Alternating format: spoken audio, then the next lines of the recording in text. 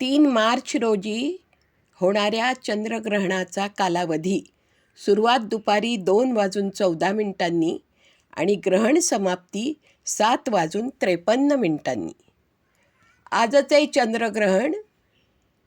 काळजी घ्यावी सिंह, मेष आणि कुंभ या राशीच्या लोकांनी. सावधानतेचा इशारा. जपून राहणे गरजेचे आहे का? तर हो, गरजेचेच आहे. कारण ज्योतिषशास्त्राच्या दृष्टिकोनातून 2026 हे वर्ष अत्यंत महत्त्वाचे मानले जात आहे. या वर्षातील हे पहिले खग्रास चंद्रग्रहण आहे. हे ग्रहण होळीच्या सणाच्या दिवशी येत असल्याने आध्यात्मिक आणि ज्योतिष क्षेत्रात या घटनेला विशेष महत्त्व प्राप्त झाले आहे. या ग्रहणाचा प्रभाव सर्व राशींवर पडणार असला तरी काही राशींच्या व्यक्तींसाठी हे ग्रहण त्यांच्या वैयक्तिक आयुष्यात आणि विशेषतः नात्यांच्या बाबतीत आव्हानात्मक ठरू शकते. हे खग्रास चंद्रग्रहण सिंह राशीत आणि पूर्वा फाल्गुनी नक्षत्रात होत आहे. पूर्वा फाल्गुनी नक्षत्राचा स्वामी शुक्र हा आहे. शुक्र हा प्रेम, आकर्षण आणि वैवाहिक सुखाचा कारक ग्रह. त्यामुळेच या नक्षत्रात होणाऱ्या ग्रहणाचा थेट आणि नकारात्मक परिणाम लोकांच्या खाजगी आयुष्यावर, प्रेमसंबंधांवर आणि जोडीदारासोबतच्या नात्यावर होण्याची शक्यता आहे. या काळात योग्य खबरदारी घ्यावी. जर घेतली नाही तर या नात्यांमध्ये कायमचा दुरावा निर्माण होऊ शकतो. सिंह राशीच्या लोकांनी, त्यातल्या त्यात पूर्वा फाल्गुनी नक्षत्रातील लोकांनी जपून राहावे व आपले नातेसंबंध सांभाळावे. चंद्र हा मानवी मनाचा कारक ग्रह मानला आहे. ग्रहणाच्या काळात चंद्र पीडित अवस्थेत असल्यामुळे मानवी स्वभाव अधिक संवेदनशील आणि रागीट होऊ शकतो. भावनांचा उद्रेक होणे आणि अहंकाराचा संघर्ष होणे अशा घटना या काळात प्रकर्षाने जाणवतात.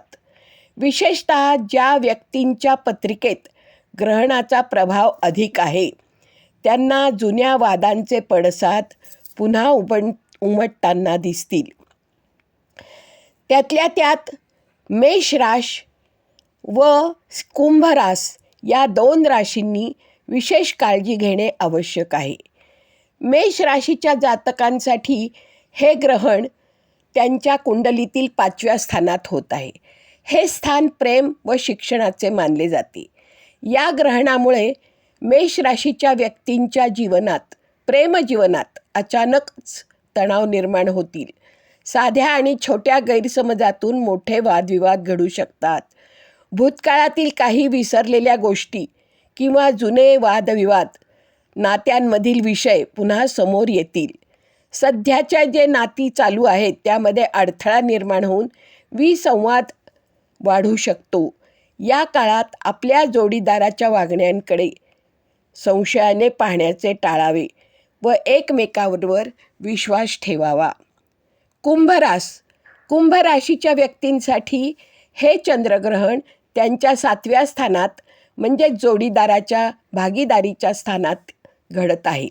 यामुळे पती-पत्नींमध्ये, भागीदारांमध्ये वैचारिक मतभेद होतील. एकमेकांकडून असलेल्या अपेक्षा पूर्ण होणार नाहीत. मनामध्ये नकारात्मकता किंवा नाराजीची भावना निर्माण होऊ शकते.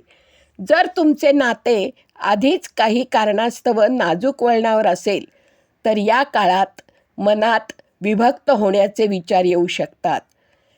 अशा परिस्थितीत तुम्ही अतिशय संयमानं वागणं आणि वादविवाद, कटू शब्द टाळून चांगल्या प्रकारे आपल्या जोडीदाराबरोबर राहिल्यास पुढील अनर्थ टळू शकतात. एकूणच हे चंद्रग्रहण भावनिक स्तरावर खूप मोठे बदल घडवून आणणारे ठरेल. त्यामुळे संयम, संवाद आणि सामंजस्य हे सगळे त्रिसूत्री वापरून नाती टिकवण्याचा तुम्ही प्रयत्न करायला पाहिजे. सिंहरास, मेषराश आणि कुंभ राशीच्या लोकांनी नाती कशी बिघडणार नाहीत याकडे जास्त लक्ष द्यावे. नात्यांमध्ये दुरावा येऊ देऊ नये. परस्परांमध्ये कटू शब्द वापरू नयेत.